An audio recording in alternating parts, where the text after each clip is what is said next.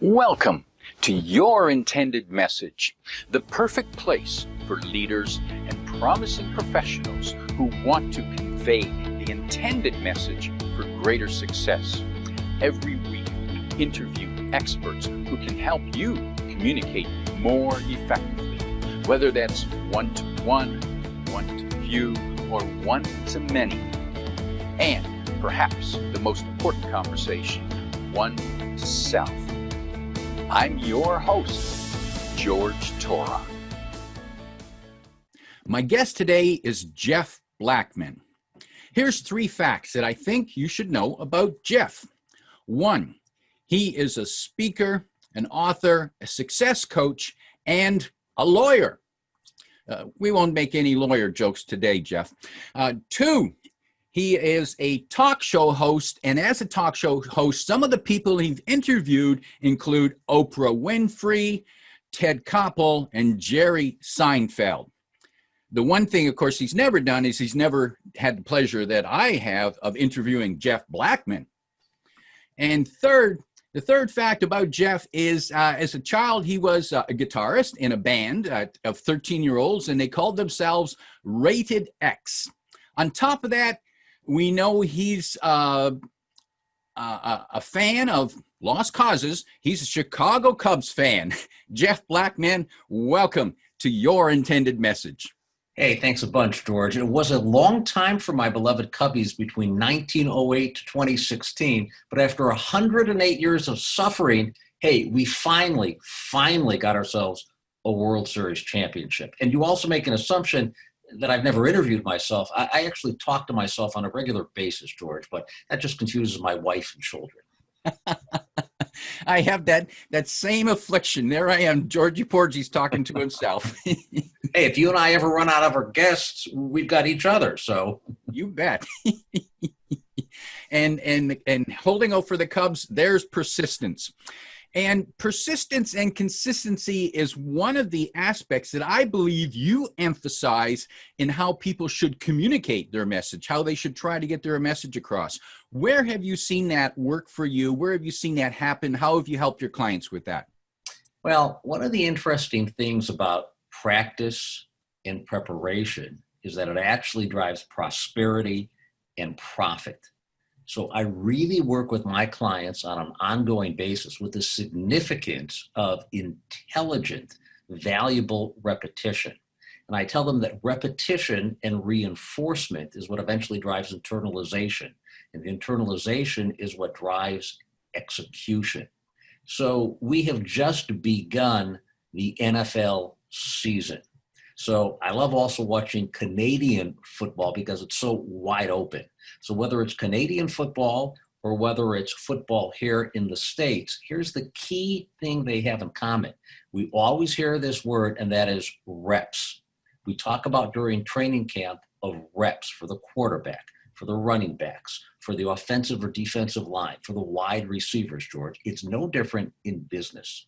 And when I work with my clients, I often encourage them on a regular basis to engage in intelligent repetition, because that ongoing process of really working on a specific skill or an attitude or a behavior is what drives results. And as an athlete, I learned that, the value of taking lots of swings in the batting cages, taking lots of ground balls. But if you'd like, I can even share a very early story, communications related, about the significance of repetition and practice.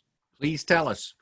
So people often ask me about persistence and perseverance, and they make an assumption. The assumption is, hey, Jeff, we've heard you speak, and we know that you are trained as an attorney, although I do not practice law. I've been an attorney since 1982. Thankfully, never practiced a day of the law in my life, which for me was the right decision. And the background's also broadcasting, as you alluded to, both radio and TV here in Chicago. Yet what happened is, with respect to my speaking, is that in the beginning, and I'm talking first grade, I couldn't do it, George. I had a speech impediment. So I often share this story with people because it shows the fact that I'm human and I'm vulnerable. And that's very important for a communicator, is to be vulnerable and relatable. So when I was in first grade, I was asked by my teacher, Donna Northrup, to please stand, and like all the other kids, to utter two words. And the words were listen and rabbit. So to the best of my ability, I stood and I said those two words confidently and proudly. And I said, listen and wabbit. And everybody laughed, George, and I didn't know why. So I repeated those words again, even louder. I said, listen and wabbit. And once again, everybody laughed even louder. So I went home tired and depressed and frustrated. And I said to my parents, my teacher, Miss Northrup, is crazy. She claims that I need speech correction lessons. She's wrong, and I'm going to prove it. So for the next 2.5 to 3 years, I had to work on a skill that I didn't have. And eventually I was able to enunciate and articulate and communicate. And that little boy who couldn't speak eventually grew up to become an attorney and a Hall of Fame speaker and a best-selling author and a TV and radio broadcaster. So I tell people, George, hey, if I could overcome my perceived difficulties, if you think you can, if you think you can't, you're right. And that's the significance of skills, attitude, and behavior over time. People, as you and I both know, look for the quick hit, the magic bullet. It does not happen. I often tell clients the only place where success precedes work is the dictionary.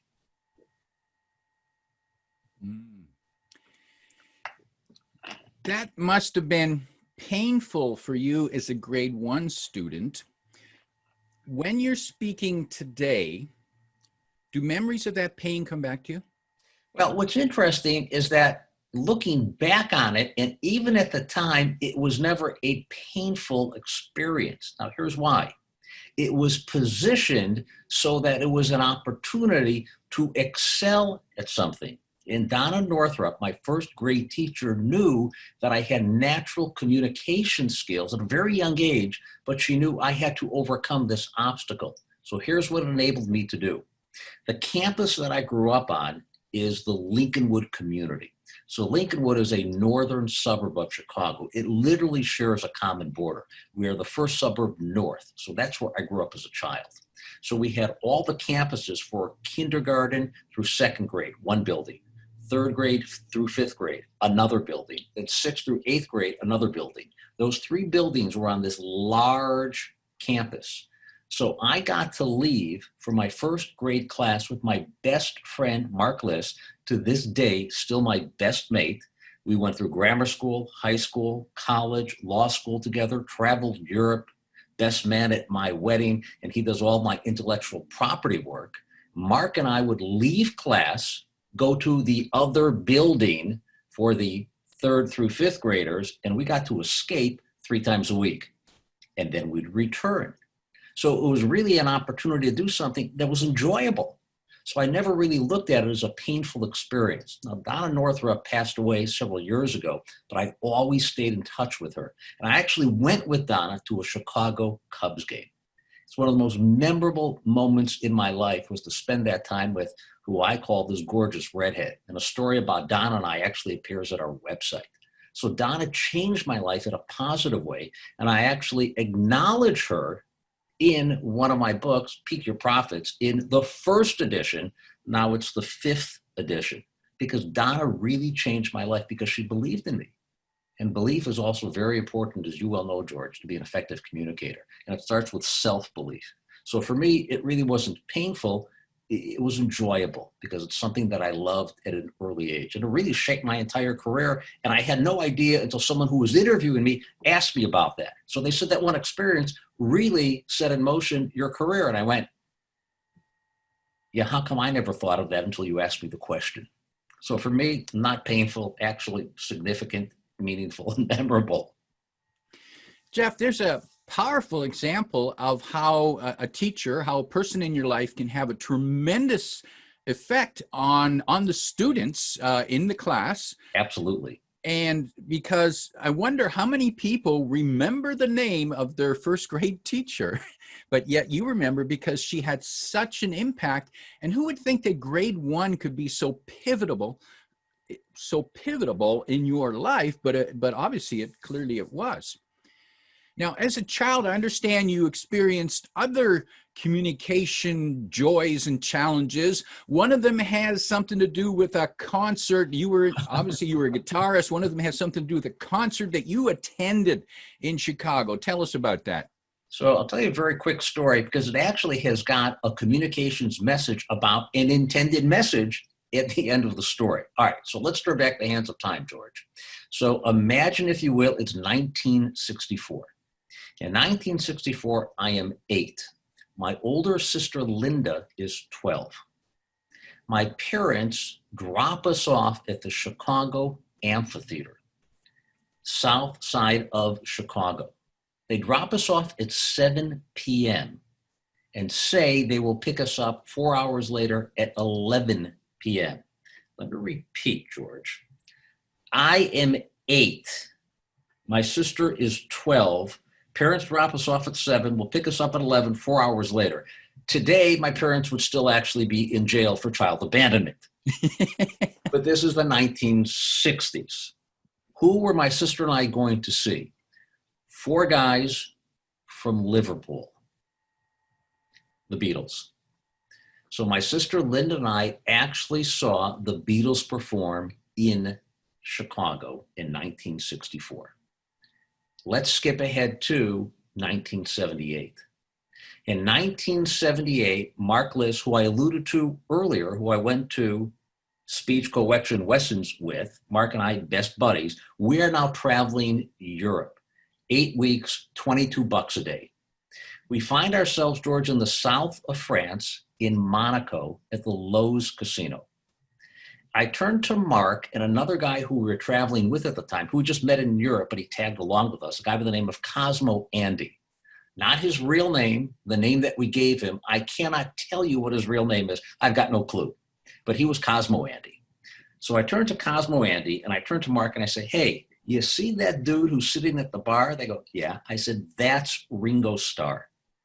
They said, no, it's not. I said, I'm telling you, that's Ringo Starr. They said, well, how do you know? I said, well, I'm a Beatles fan. I saw him in concert at the age of 8. I have followed their career, and I'm a disc jockey from both high school and college, and then obviously the professional work that I eventually did. But I said, I know Ringo Starr, plus he lives in Monaco, no taxes. I said, I need to go chat with Ringo Starr. They go, you can't do that. I go, why? What's the big deal? What's the element of embarrassment? If it's not him, it's not him. Who cares? So that's an important question to ask yourself often, and that is, what's the risk of doing nothing? What's the risk of doing nothing? So I start to walk toward Ringo Starr. And as I'm approaching him, he turns and looks at me from a distance of about 15 to 20 feet away. And he's already got, George, this dismissive look like, get away, don't bother me. Doesn't say anything, but his message is loud and clear. So I say to myself, okay, what would the typical fan do? Typical fan would go, excuse me, are you Ringo Starr? So I say to myself, be unique. So I craft a question in those next few feet. So now when I get close to him, he turns, and this is exactly what I said to Ringo Starr in that summer of 1978. I said, excuse me, has anyone ever told you that you've got a remarkable resemblance to Richard Starkey? And as you know, that's his real name. And he says to me, well, mate, I am Richard Starkey. Why don't you sit down and join me? I sit down and now have this 10 to 15 minute conversation with Ringo Starr. I tell him about Cosmo Andy and Mark being non-believers. He finds this hysterical. Now, after about 10 minutes, Mark and Cosmo Andy, George, realize this is really Ringo Starr. So they start to come closer to us in an attempt to break this circle of trust that I've created with Ringo. Eventually, as they get closer and are about 3 feet away, so help me, this is what Ringo Starr says. He looks at Mark and Cosmo and looks at me. looks at Mark and Cosmo, looks at me, looks at Mark and Cosmo, looks at me, and then Ringo Starr actually says the following, George. Hey, Jeff, tell me, are these the two idiots? So to this day, it's a story that Mark and I always talk about because he, Ringo Starr, conveyed his intended message, and I conveyed my intended message by asking him a question that he did not expect. And that's actually a skill. That's one of the things that I work on with clients is the ability to ask really good questions, or what I call power probes, so it avoids doing with customers and prospects or clients data dumps. Instead, you ask intelligent questions. Now, when on the topic of asking questions, here's a question that people ask other people quite often. It's a common question, and I believe you have a better response to this question. And this is the typical networking question. So, what do you do? So let me address a few strategies regarding that. And then immediately after that, if you'd like, I can share some key, what I call power probes that the folks listening can actually use. And we'll give them an opportunity to get what I call a sweet 16 of power probes that we'll do especially for your listeners. So let's address, though, the question that you just brought up in terms of, so what do you do? Most folks are not very good, George, at addressing that question. How come? Well, it's non-responsive. If you ask most people what it is that they do, they really don't answer the question. What they do is they give you a noun.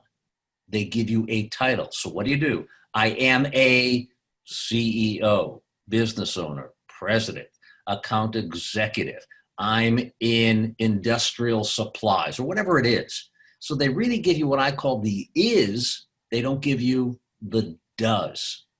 And decision makers do not care about the is, they care about the does. So here's a way to be able to overcome that. So listeners, take out a pen, take out a pencil, hit your keyboard, and I want you to jot down now these 4 words: results, benefits, advantages, outcomes. One more time: results, benefits, advantages, outcomes. That's what's really driving the decision of your decision maker, is the results, benefits, advantages, and outcomes that you can deliver to them to help them attain a more favorable future by improving their condition. And I always stress that to people, George. Those are the 2 driving motivators for every decision maker. Number 1 is, how do you improve their condition? And number 2 is, how do you help them attain a more favorable future?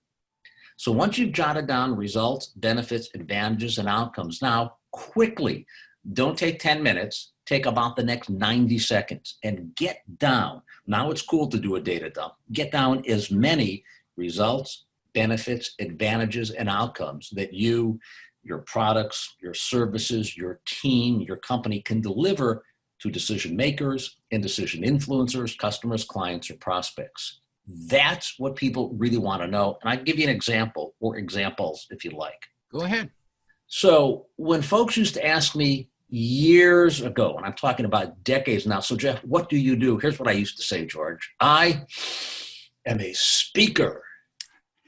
And people went, oh. So what do you speak on? I go, ooh, let me tell you all about me. George, you and I both know nobody cared. Nobody cared. And then a wonderful guy, a terrific client, a fellow by the name of Jim Allen, had the great pleasure and privilege to work with Jim in the growth of 3 of his companies that he was leading. And he once said to me, this is now decades ago, he says, he said, Jeff, I don't look upon you as being a speaker, a trainer, or a consultant. I really see you as being a business growth specialist. I figure, George, if he thinks it, I is it. So that language stuck. So when someone now asks, Jeff, so what do you do? I respond with the following, or an abbreviated or adapted form based upon who I'm talking to, based upon what is their title. Are they a CEO? Are they a VP of sales and marketing, et cetera? Because that's really my decision maker. My decision maker is the C-suite. So go ahead and ask me now, George. Jeff, so what do you do? Jeff, so what do you do? George, my clients say I'm a business growth specialist. I help folks like you, CEOs, your senior leadership team, salespeople, and other executives sleep really, really well at night. And then I pause. And typically, George, what happens is they say, well, how do you do that? And George, everybody is different. What's cooking in your business? So I make it all about you. It is not about me. And that's when it leads into the ability to ask really good questions. So at a minimum, I'm going to encourage your listeners now to develop what I call their dynamic dozen. And a dynamic dozen, George, is at least 12 open-ended need development questions or power probes. They begin with a who, a what, a when, a where, a why, a which, a how, or a tell me more about. They cannot be answered yes or no. So sometimes they get pushback. Whoa, are you telling me never to ask a closed-ended question? Not what I said. Closed-ended questions are okay 2 times. First, for qualification purposes, to determine is this a prospect or a suspect? Are they a pretender or are they a player? And second is it's decision time. Yay or nay? Green light, moving forward, creating progress. But the rest of the time, open-ended questions. Who, what, when, where, why, which, how.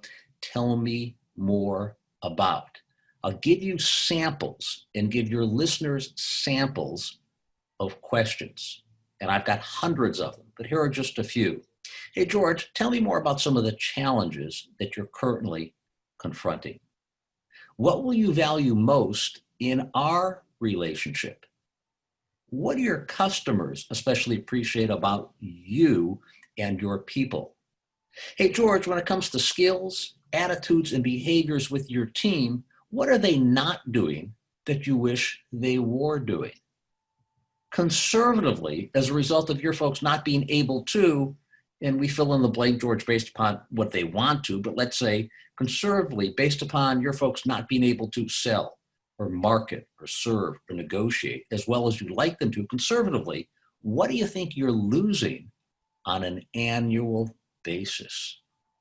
And I have people quantify that.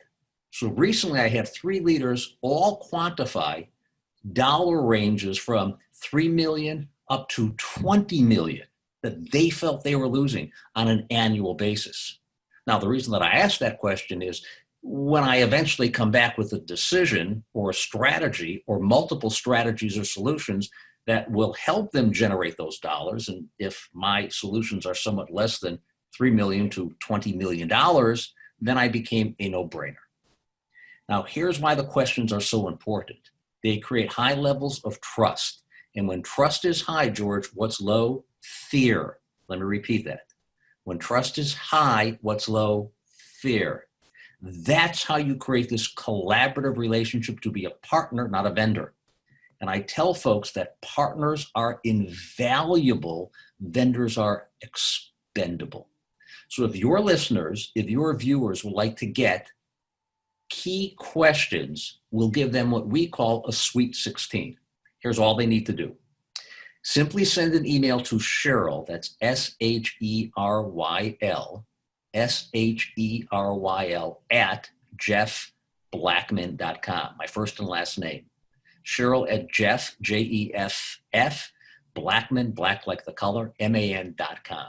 And in the subject, all they need to put, George, is Sweet 16, George rocks. That's it.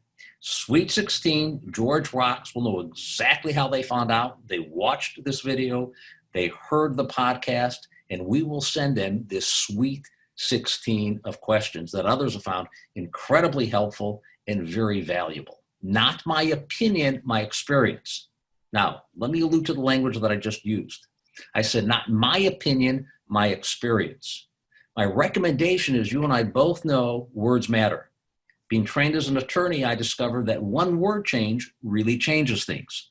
My recommendation is that anybody listening or watching replace the word opinion with experience. So don't speak from your opinion, because that is only your subjective offering from your personal perspective. But when you talk about others' experience or your experience, it's now based upon what? It's now fact. It's now proven. Been there, done that, just as you said, it's now proven. Just a subtlety, but that's an example of one word making a difference. We have agreements with clients. We don't have contracts. I'm an attorney, but we don't have contracts. We have agreements. We don't have terms. We make requests. We don't request a down payment. Why would you ask for a payment that might get people down? We ask for initial investment.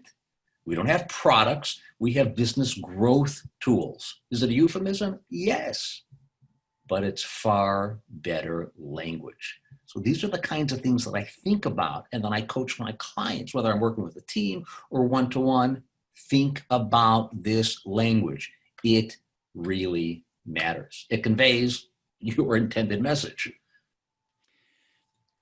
Yeah, that's a fabulous offer, the Sweet 16, because as we both know, questions are what drive relationships and conversation and relationships and demonstrate value and understanding.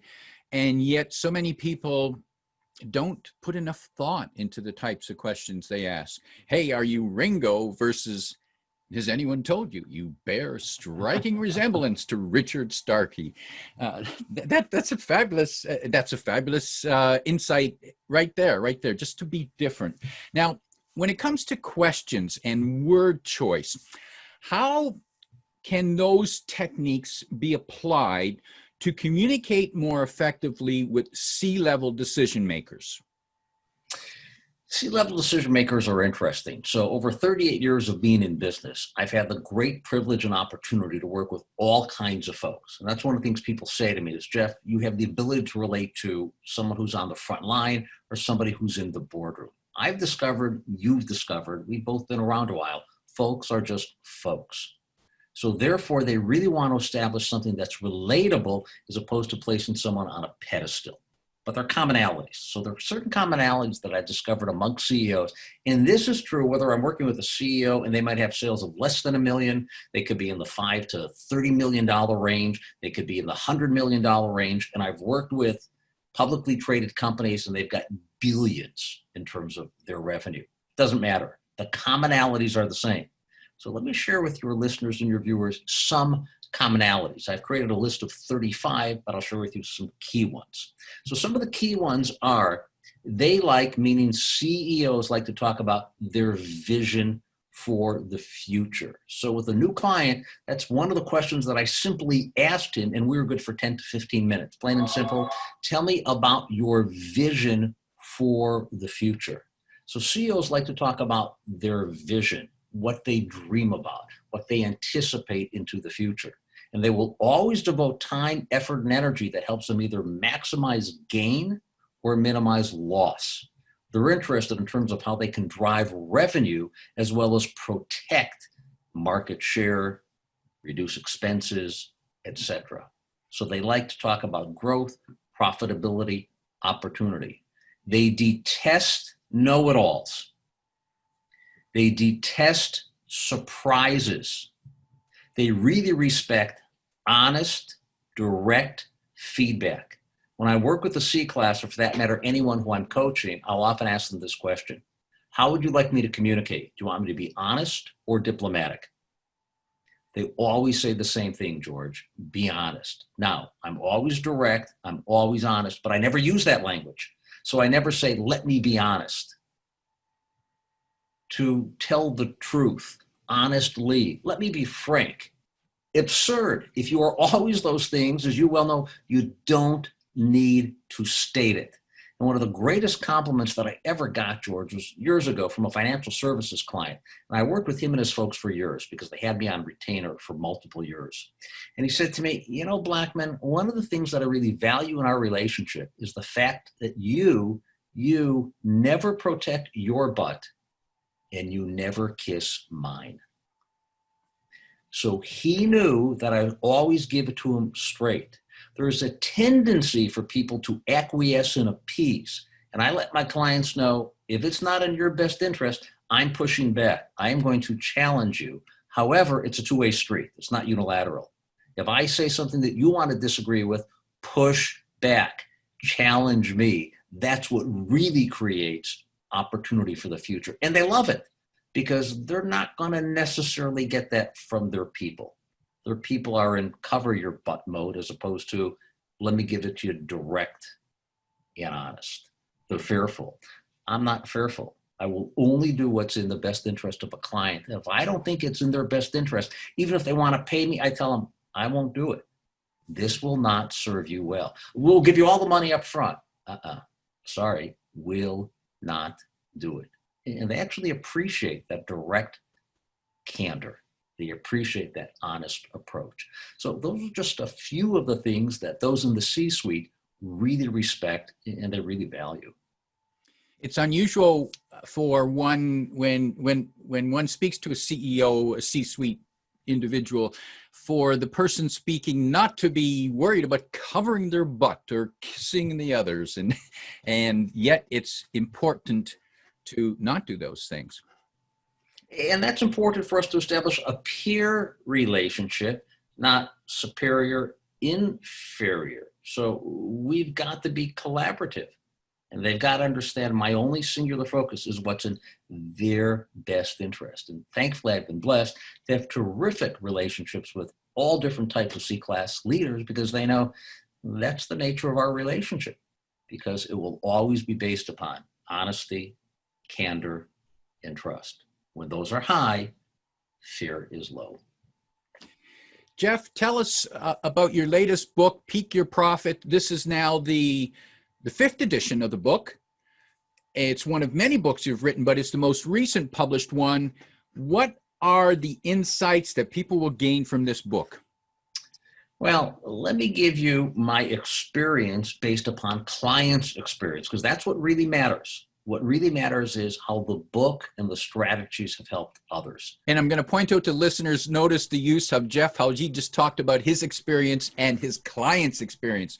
Nice phrasing, powerful. Well, that's one of the things that a client did years ago, and David is still a friend. So he's retired, but David is still a friend. He was one of my early clients. And one of the great compliments that he gave me when I was working with his salespeople and his leadership team, he literally interrupted me during the middle of a results session. And this was decades ago. He said, hey, gotta let you know, what he shares with you, he does all of this. This stuff works because he's here. He's with us. This stuff works, and it does. I always say that to clients. I go, this stuff works as long as your people will implement these strategies. And that's why I actually have a no risk assurance. And people go to our website and they see it. Plain and simple, I let folks know, hey, if you don't think we're going to help you generate dollars equal to or far greater than the investment, whatever it is, let us know. We'll return the dollars. Never lost the bet. So you're nice enough to ask about the book. Let me give you what clients and readers have told me. And the reason that the fifth edition focuses on others' results is that it's a system. So it's a system, and it truly is an explosive business growth system, as others have defined it, because it focuses on multiple skills: sales, marketing, negotiations, and service. All of those work together. They're not mutually exclusive. And I stress to people that business, George, is really about acquisition, satisfaction, and retention of customers and clients. You better be good at all three. If you're not, you might be terrific at getting business, but boy, if you can't take good care of folks, you are going to lose them. And you and I both know the cost of acquisition for a new customer, which, by the way, is one of the questions that I ask new clients. I go, what's the cost of acquisition for a customer? And that leads into, well, what role do referrals then play? Because that's another skill that we've worked on with people, generating hundreds of millions of dollars for them. Why? It's a lead with no acquisition cost. It requires a different skill set, but it can be taught. So the greatest benefit of the fifth edition is that it works based upon others' people's experience. And that's the greatest kick that I get, George, when people say to me, hey, gotta let you know what happened when I did. And I go, terrific. The focus is always on action. Not what you know, it's what you do. Not ideas, implementation. The book works not because it's theory, but because it's based on experience. And we share lots of examples, lots of how-tos, and lots of success stories. So I'll share how it works specifically for here's what they did. Here's what they implemented. And that's the greatest success. I had a new client, the CEO said, hey, why should we use you? And I went, my opinion doesn't matter. I said, what really matters is what my clients who have preceded you have said. And you are welcome to talk to as many as you'd like. The question is, how much time do you want to devote to talking to others? If you'd like, we'll give you a long list. Their success, their results is the only thing that has driven my success and my results. To which you said, I'm good, let's do it. And then we move forward. You create what I call a parade of progress. And again, I point out to listeners and viewers, notice the specific words that Jeff had just used there. He says, I could tell you about it, but what's more important is what my clients' experience were, what they said about their experience. That's relevant. Now he's not bragging. Now he's simply reporting the experience and the facts. So those are powerful word choices. Peak Your Profits is the name of the book. It's available on Amazon. We'll put a link to it in the description on the podcast, as well as the cover of the book. And for those who want to get regular tips from Jeff, there is a newsletter called The Results Report. They can sign up for that at your website. The website is jeffblackman.com. Jeff with two somebody's F's. calling to register right now, George. Right now they're calling. That's powerful. Somebody already. It's working, Jeff. And with that, Jeff, my final question is this. If you could give advice to the CEOs out there, advice in terms of growing their business, because that's what you specialize in. If there's 1, 2, or 3 tips that you would tell them or remind them of to do more consistently, because it is about reps, as you pointed out, what would be those 1, 2, or 3 repeated activities you would have them do? What a terrific question. Also, let me address, that was my private line that was ringing, and the private line never kicks into voicemail. So that was the private line. That's why it continued to ring. So let me share with you what I call the world's fastest strategic plan, George, because it works for a CEO, but it works for a salesperson. It works for somebody in customer service. It works for somebody in ops. It works for everybody. And the world's fastest strategic plan is simply 3 questions. Where are you? Where would you like to be? And how do you want to get there? So a CEO can use that question when they are chatting with their people. They can also use it when they are chatting with prospects and customers or clients. Where are you? Where would you like to be? And how do you want to get there? And it really focuses on the ability, and prior to you and I hopping together for this interview, about 30 minutes before, I got a text from a coaching client. And he told me about an upcoming strategic meeting. So I let him know that I'd be able to chat with him later in the day, but to focus on 3 things beginning with the letter P.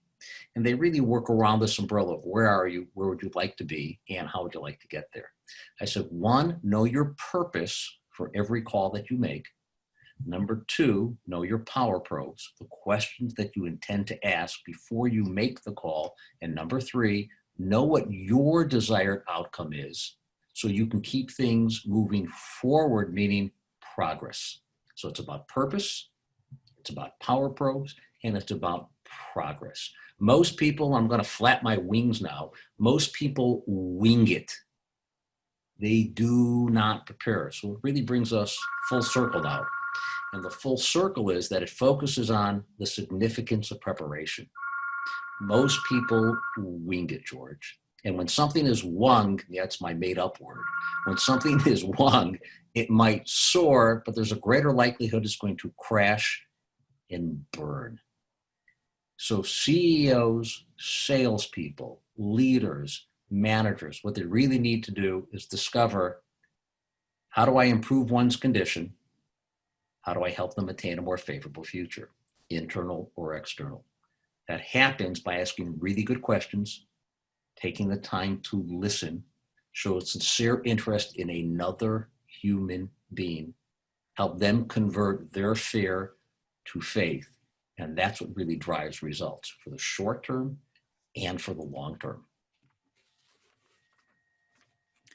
Powerful advice to end on. My guest today is Jeff Blackman, emphasizing results, benefits, advantages, and outcomes. If you like what you heard, remember to like, comment, and share this podcast.